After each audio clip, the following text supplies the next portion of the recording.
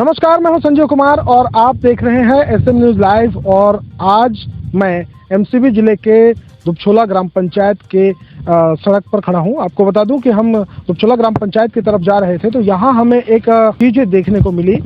ये चीजें जो हमने आपको पहले भी दिखाया और पूछा कि आखिर छत्तीसगढ़ मध्य प्रदेश की जो बॉर्डर है घुटरी टोला, आखिर 4 चेक पोस्ट होने के बाद भी ऐसा कौन सा व्यवस्था है, कौन सी प्रबंध है जिसकी वजह से छत्तीसगढ़ में मध्य प्रदेश की शराब धड़ल्ले से घुस रही है।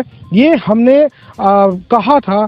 इसके बाद आज हम प्रमाण भी दिखा रहे हैं। जब हम इस सड़क की तरफ से गुजर रहे थे तो हमें यहाँ देखने को मिला 2 चपटी की बोतलें यहाँ पर पड़ी हुई है।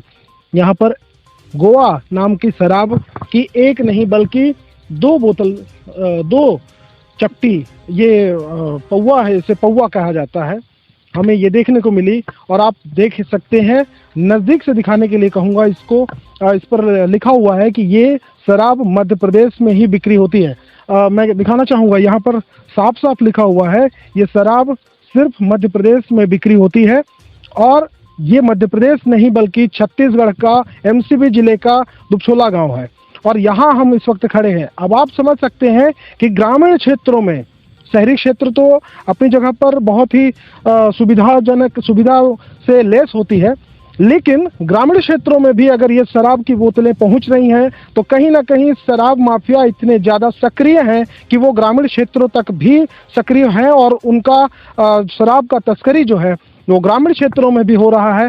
अब इसी से अंदाजा लगाइए कि आखिर पुलिस प्रशासन, आबकारी विभाग और यहाँ की व्यवस्था जो प्रशासन है कौन सी ऐसी व्यवस्था कर रही है जिसकी वजह से ये शराब तस्कर धड़ल्ले से ग्रामीण क्षेत्रों तक पहुंच चुके हैं और युवा पीढ़ी को शराबी बना देना चाहते हैं, जिससे सरकार के पास कोई नौकरी की मांग ना कर सके, कोई अपने हक और अधिकारों के लिए ना लड़ सके। शायद यही मंशा है वर्तमान में प्रदेश सरकार की और शायद यही इसी वजह से सरकारी दुकानों पर अभी भी शराब धड़ल्ले से बिक रही है, जिसका पुरजोर विरोध छत्तीसगढ़ में कांग्रेस की सरकार रहते भाजपा के द्वारा देखने को मिला था। लेकिन आज जब भाजपा की सरकार शासन में है तो भी शराब की दुकानें सरकारी तौर पर चल रही है और इसका विरोध वर्तमान में कोई करता नजर नहीं आ रहा है। शराब बेच करके लोगों को बिल्कुल अपंग और अपाहिज बना देने की कोशिश जो छत्तीसगढ़ सरकार की है वो उसकी मंशा साफ साफ समझ में आ रही है। और इतना ही नहीं, छत्तीसगढ़ में तो शराब बिक रही है, सो बिक ही रही है।